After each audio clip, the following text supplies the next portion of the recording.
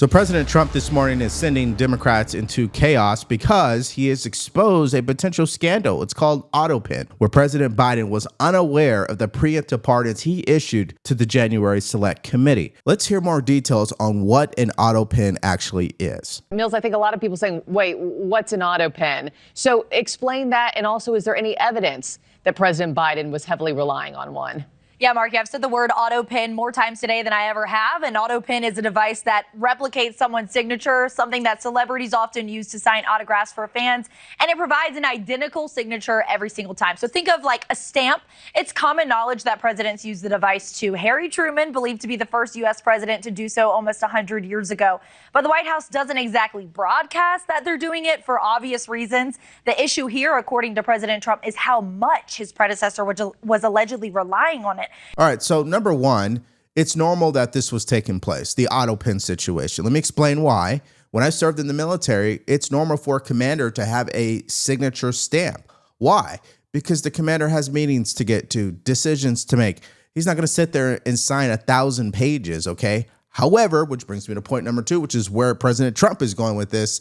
There are certain documents that the commander, especially the commander-in-chief, when you're talking about the United States of America, will read himself or have his counsel standing next to him read it so he understands this is what you're signing. So what President Trump is alleging here is that Joe Biden didn't know any of that and someone else was signing everything without his knowledge.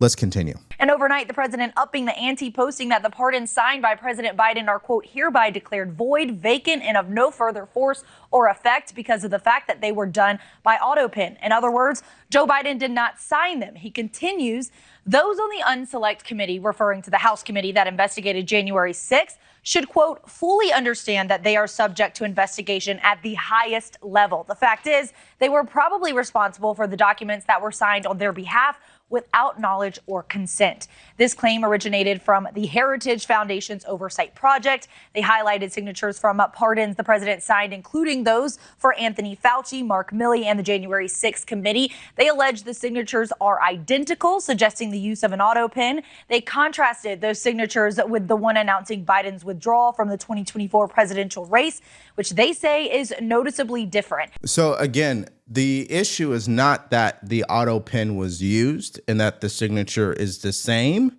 The issue is, did the president at the time, was he aware that that was done? Or did someone just do it without his knowledge? I mean, if we're just being fair, that's where this is really going, okay? Now, this is another situation where I believe President Trump is saying something on social media in order to do what to Democrats? Keep them distracted. And that's exactly what's going to happen with the media. That's exactly what's going to happen to Democrats. They will take the bait and they will obsess over this. But President Trump is not stupid because he knows, even though he went on social media and said that these pardons are null and void, he stated very clearly on Air Force One that it's actually up to the courts. To follow up on the Biden AutoPen, are those executive orders, those pardons from the former president now null and void? I think so. It's not my decision. That'll be up to a court. But I would say that they're null and void because I'm sure Biden didn't have any idea that it was taking place. And somebody was using an AutoPen to sign off and to give pardons to, as an example, just one example, but the J6 Unselect Committee.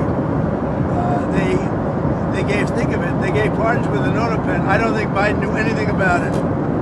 And what they did is they deleted and destroyed all of the information that took them over a year to get. And the reason they did that is because the information was very incriminating about them. Like Nancy Pelosi, it was determined conclusively that she knew about 10,000 soldiers and turned it down. And if we used 500 soldiers, you would have had no problem, let alone 10,000. The young lady that said that I grabbed these powerful young Secret Service agents by the neck. Okay? You know that was a big hoax. It was a lie. And she admitted it. And they deleted everything. So, you know, what they did is criminal. I think we're about to land, everybody. So, like I stated, I think he's really just trolling Democrats. He knows that it's up to the courts to truly decide whether or not those pardons are even legitimate. It doesn't even matter about the signature, just the premise alone. Can someone be issued a preemptive pardon? We still have yet to have a court confirm that. So it'd be interesting to see if that actually gets the proper attention it deserves. But I'm telling you guys, they will take the bait and obsess over this.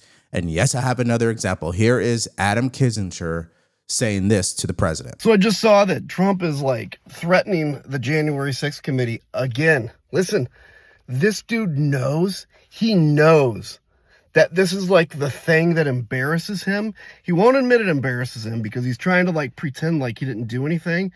He's obsessed. He's more obsessed with like me and Liz Cheney than his freaking golf score.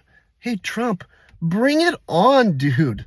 You weak, whiny, tiny man who, by the way, I saw a picture of you this weekend. You're hiking up your pants now to really just below your man boobs and you're sweating so much.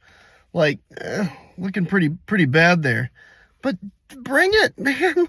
Like, stop with all the big mouth talking stuff. You're a grown man. You don't talk like one, but you're a grown man. Come on, dude. Bring it. And what I find fascinating with people like Adam Kinzinger, why do you guys respond? If you feel you're so innocent and Trump is wrong, why do you let him live rent-free in your mind? Right? That's what I don't get. If you want to talk about a weak and tiny man, a man who's that emotional as you, where you were so triggered you had to put up a post on social media, yeah, that's a weak man. And here's what President Trump put up on Truth Social yesterday. I think this photo is funny. It's entertaining.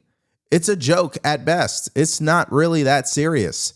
But Democrats believe it's really that serious, and they're going to focus all their attention on it. Now, the legal analyst for CNN, he knows what the deal is about this. Take a look. Can he say the pardons are void? No. No, legally, and we're this done is here. Dead on arrival. This is a ridiculous sideshow. Yeah, right, there you go. Look, the key question with the pardon power is what was the president's intent? We've had auto pen for decades. No presidential action has ever been invalidated or undone because it was signed by auto pen. And while the pardon power itself is extremely broad, there is no such thing as an unpardon power. This thing feels to me just like a rabbit hole. I wouldn't even pay it that much mind. There's no way this is going to actually happen. The fact that the mainstream media is giving it attention, but they have nothing to say when it comes to MAGA influencers being swatted, I think that tells you how much President Trump lives in their mind as well. So he's right. From a legal point of view, why are we even discussing this? But from a political point of view, from an emotional point of view, they can't help it. They have to react. And that's where you know they haven't learned a lesson. If you truly want something to die off, stop giving it energy. And that's exactly what's been happening to the party and their voter base, especially when you're talking about moderate Democrats. They haven't been giving them the attention that they've been crying out for, which is why their approval rating is so low.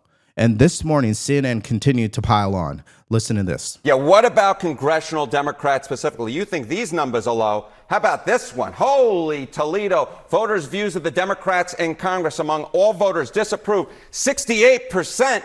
And look at the approved number, just 21%, even lower than the Democratic Party at large. This is the lowest on record for Democrats, according to Quinnipiac University polling. You think these numbers are bad? Let's go to this side of the screen. We'll look how Democratic voters feel. Get this. The plurality of Democratic voters disapprove of Democrats in Congress at 49%, and just 40% approve.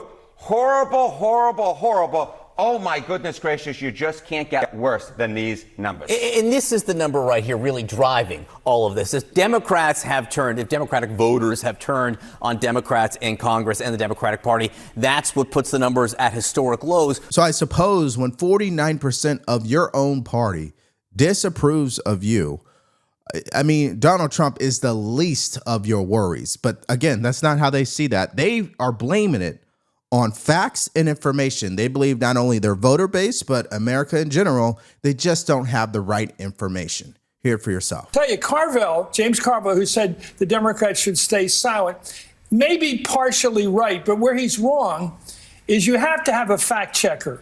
There needs to be a war room. Remember in 1992? Yeah. Remember how Bill Clinton won that election because he had a war room. He and George Stephanopoulos were down there in Little Rock, and they were checking every fact, and nobody checks the facts anymore. And the lies are getting through to the American people. Yeah, so the way that they see it is that President Trump is lying 24/7, and Americans are just eating it up. And the problem with that line of thinking is that you believe your party is telling the truth 100% of the time then, right? I mean, you guys claimed that this current CR bill that was passed was going to gut veteran benefits in order to give tax cuts to billionaires. But that's far from the truth. That's not even remotely true. There's no evidence of that whatsoever in the bill. No language that could be perceived in that way. But President Trump is the liar. You claim that illegal aliens are not receiving benefits. I live in California. Yeah, they do. California's going bankrupt by giving billions of dollars of Medicare to illegal aliens. But again, they don't want to criticize their own side in regards to the truth. They just want to pin it all on President Trump. I want to hear the facts. I want to hear where our democracy is slowly being broken down, how and why. I want to hear it from Democrats. I want to hear it from a very inspiring figure who can stand up for democracy and put all the garbage, all the bickering, all the name calling, all the emotion aside and stand up just for the country. Well, Mika, it is your lucky day because we came across a clip this morning from Congressman Moulton out of Massachusetts. And I got to say, besides the clip I showed you yesterday with what Wes Moore, the governor of Maryland, said, which I know he's a fraud too, but this is probably the best person I've heard describe what needs to change with the Democrats, who is a Democrat himself. Listen. How do you reform yourself, though, to be more in touch with the everyday American person, like you say? Well, I'll tell you what, we've become a party of people who preach down to others, who scold them, who say, if you don't agree with me, you're not only wrong, but you're a bad person. I mean, I think all of us have heard that attitude from many national Democrats in the past couple years. So I think we need to stop preaching and start listening. Start meeting Americans where they are. Don't take these minority positions on cultural issues and say, hey, if you don't meet this strict liberal litmus test, then you're not even a Democrat. When I questioned whether we should at least just have a debate about rules for sports, whether transgender women should compete on the same level as on girls' sports teams, I got told by people, you're not even a Democrat. Well, that's the problem with our party. You can't be a majority party if you don't accept a majority of views. That's why I want to play the clip, because as a conservative, I don't care what you believe, man. I'm not going to lose sleep over your own personal view of the world. I'm not going to counsel you. You're not going to live rent-free in my mind. But the Democrats, on the other hand, if you don't agree with them, I mean, all hell is breaking loose. So listen, I don't think they're going to change. I'm sure that was a great take for him. Every now and then someone says something that makes sense. But the bottom line, and when you think about this entire video, President Trump, once again, is living rent-free in the minds of Democrats, and they're going to obsess over this next story where maybe it is true that Joe Biden did not understand anything that was being signed. He was not aware. Maybe he was aware. Who actually knows? It doesn't even matter because it's up to the courts to decide whether or not that's even feasible. At the end of the day, Democrats are going to lose on this too because they can't help but melt down over this, which brings me to the question of this video. Do you believe that it is true that Joe Biden was not aware of those preemptive pardons that he issued out to the January 6th Select Committee, which, again, they're all scammers in my own personal view because they lied and deleted evidence. Do you believe he was actually aware of issuing that? Now, he did speak about it, so maybe he was. But overall, what do you give this whole story about the auto pen situation? Do you think it's really just President Trump trolling, or do you think there's a lot of truth to it? Let me know what your thoughts are in the comment section below. Now, yesterday, it was reported that President Trump defied a court order that demanded he turn around planes that had TDA gang members on them because they're in the process of being deported and return them back to the United States of America. Well, apparently, one, that wasn't an official order. Two, they were over international waters. And three, once again, why is a judge telling the executive branch what to do? Well, if you want to find out, all you have to do is click on that video because it's coming up right now.